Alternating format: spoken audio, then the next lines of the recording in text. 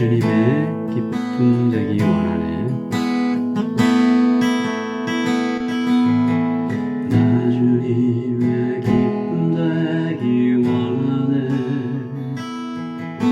내 마음을 새롭게 하소서. 새 부대가 되게 하여 주사 주님의 빛 비추게 하소서. 내가 원하는 한 가지 주님의 기쁨이 되는 것. 내가 원하는 한 가지 주님의 기쁨이 되는 것. 겸손히 내 마음 드립니다. 나의 모든 것 받으소서. 나의 맘 깨끗게 씻어주사 주의 길로 행하게 하소서. 내가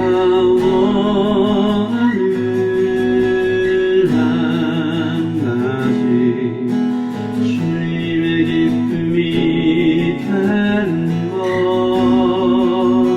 내가 원하는 한 가지 주님의 기쁨이 되는 것. 주님의 기쁨이 되는 것.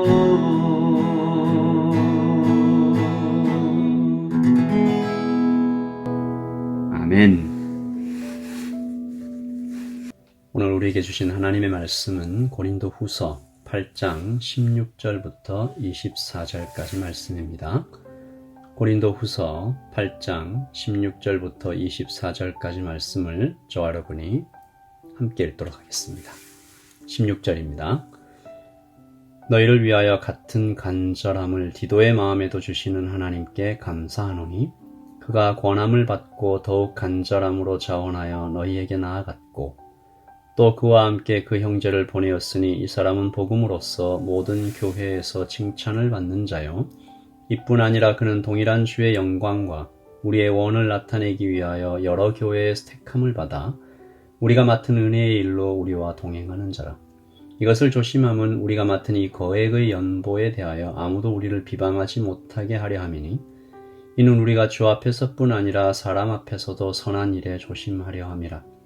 또 그들과 함께 우리의 한 형제를 보내었노니 우리는 그가 여러 가지 일에 간절한 것을 여러 번 확인하였거니와 이제 그가 너희를 크게 믿음으로 더욱 간절하니라. 디도로 말하면 나의 동료요 너희를 위한 나의 동력자요 우리 형제들로 말하면 여러 교회의 사자들이요 그리스도의 영광이니라. 그러므로 너희는 여러 교회 앞에서 너희의 사랑과 너희에 대한 우리 자랑의 증거를 그들에게 보이라. 아멘. 하나님의 말씀입니다. 다시 한번 읽으시면서 묵상하시겠습니다.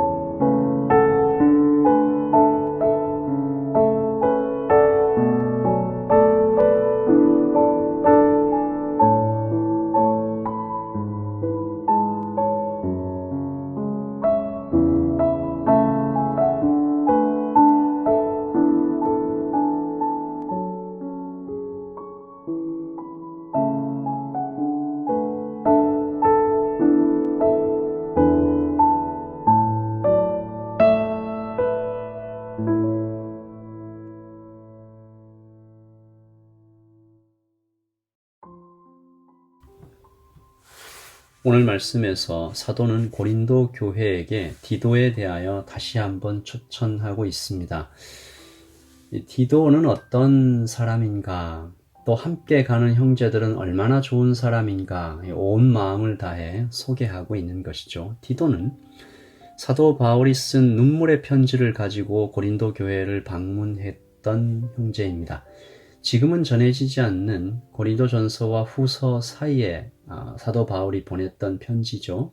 이 편지의 또 다른 이름이 눈물의 편지가 된 이유는 지난 수요 예배에서 살펴보았던 것처럼 고린도 교회의 상황이 너무 좋지 않았고 사도가 보냈던 고린도전서와 또 두 번의 방문도 별다른 효과를 거두지 못했기 때문이었습니다. 사도는 고린도 후서 2장 4절에서 이 눈물의 편지에 대하여 언급한 바가 있죠. 2장 4절을 보시면 내가 마음에 큰 눌림과 걱정이 있어 많은 눈물로 너희에게 썼노니. 이 편지를 가지고 디도가 고린도 교회를 방문합니다. 그러므로 이 편지는 사도의 마지막 소망 같은 것이었습니다. 고린도 교회를 회복시킬 수 있는 거의 마지막 기회에 있을 것이라고 여겼던 사도는 이 편지를 가장 믿을 만한 사람 디도에게 부탁했습니다. 이것만 봐도 디도가 어떤 사람인지 우리는 쉽게 알 수가 있죠. 오늘 말씀에서도 사도가 디도에 대하여 무한한 신뢰와 사랑을 보내고 있는 것을 읽을 수 있는데 말씀을 읽으면서 참 부러웠습니다. 디도 같은 동역자 형제가 있는 사도 바울도 부러웠지만 사도에게 이만큼의 사랑과 신뢰를 받고 있는 디도도 참 부러웠습니다. 무엇보다 이렇게 서로 믿고 사랑하며 함께 하나님의 나라를 세워가고 있는 그들 모두가 참 좋아 보였습니다. 그래서 한 소망이 생기더라고요. 오늘 말씀을 통해서 우리도 디도 같은 사람, 디도와 바울 같은 형제 사람, 그런 성도, 그런 교회 되기를 소망하며 기도하였습니다. 여러분, 디도는 어떤 사람인가 세 가지 정도 살펴보려고 합니다. 첫째, 그는 내 마음 같은 사람이었습니다. 사도는 디도에게 자신과 똑같은 간절함이 있었다고 증언하죠. 오늘 16절 말씀에 너희를 위하여 같은 간절함을 디도의 마음에도 주시는 하나님께 감사하노니. 사도의 눈물과 사도의 염려와 이 사도의 사랑을 고린도 교회를 향한 이 사도의 눈물을 그 함량, 그 크기 그대로 가지고 있었던 사람이 디도였다라는 것입니다. 여러분, 이 마음은 누구의 마음일까요? 예수님의 마음이죠. 사도 바울에게 부어주셨던 예수님의 마음이 디도에게도 그대로 흘러갔다라는 것입니다. 하나님께서 다윗에게 너는 내 마음에 합했다라고 불러주었던 그 가슴 떨리는 호칭처럼, 그 이름처럼 디도는 사도의 마음으로, 예수님의 마음으로 꽉 채워져 있는 사람이었습니다. 둘째, 그는 몸을 움직여 행동하는 사람이었습니다. 오늘 말씀 17절을 보시면 그가 권함을 받고 더욱 간절함으로 자원하여 너희에게 나아갔고. 디도는 사도의 마음에 그저 공감만 하는 사람이 아니었습니다. 물론 공감해 주는 것도 참 좋은 것이죠. 그러나 그는 몸을 움직이기까지 한 것이죠. 몸을 움직여 얼마가 될지도 모르는 험한 길을 자원해서 떠나는 사람이었습니다. 같은 마음을 가지고 공감해 주는 것, 위로하는 것도 쉬운 일이 아닙니다. 그러나 직접 시간과 돈과 몸을 움직여 길을 나서는 것은 또 얼마나 정성스러운 일일까요? 그런데 사도는 그가 더욱 간절한 마음으로 즉시 움직였다라고 기록하고 있습니다. 참으로 우리도 디도처럼 읽고 들은 말씀을 몸으로 살아내는, 움직여내는, 행동하는 신앙인으로 그렇게 살아가기를 소원합니다. 마지막 셋째, 그는 돈을 맡겨도 안심되는 사람이었습니다. 오늘 말씀 20절에 이것을 조심함은 우리가 맡은 이 거액의 연보에 대하여 아무도 우리를 비방하지 못하게 하려 함이니 이는 우리가 주 앞에서뿐만 아니라 사람 앞에서도 선한 일에 조심하려 함이라. 사도가 여러 교회에서 모금한 예루살렘 교회를 위한 이 구제 헌금은 꽤 큰 금액이었던 것 같습니다. 디도는 바로 그 돈을 맡아서 안전하게 전달할 수 있었던 사람이었습니다. 돈에 대한 욕심이 없는 사람이 어디 있겠어요? 그러나 디도와 함께 있던 형제들, 디도와 함께 있던 이 모든 형제들은 돈보다 주님을 더 사랑하는 사람들이었습니다. 사도가 이것에 대하여 한치의 의심도 없음을 우리는 보고 있는 것이죠. 한번 즐거운 상상을 해보았습니다. 우리의 자녀들이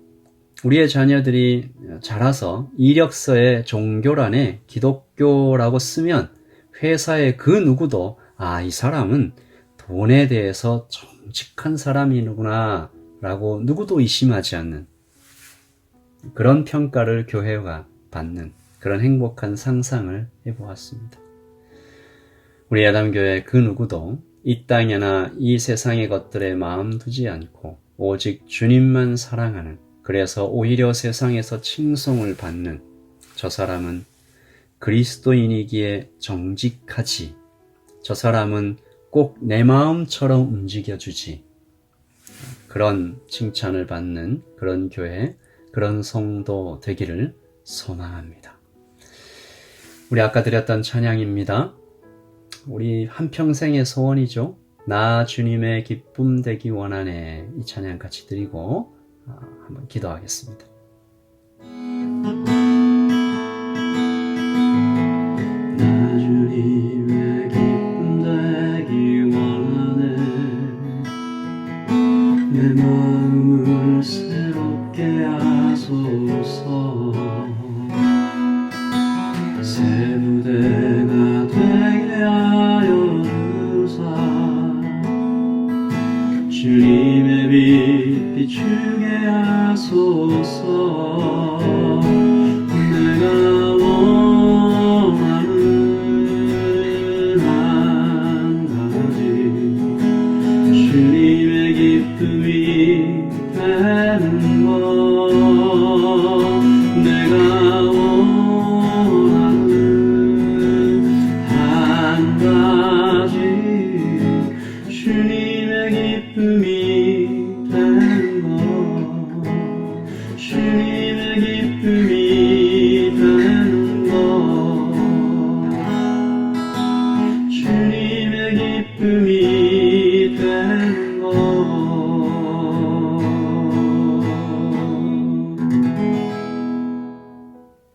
우리 이렇게 기도하실 때 디도 같은 사람 되게 하여 주시옵소서. 예수님의 마음으로, 같은 간절함으로 사람을 사랑하고 섬기는 사람 되게 하여 주시옵소서. 몸을 움직여 행동하는 사람, 신앙을 삶으로 살아내는 사람 되게 하여 주시옵소서.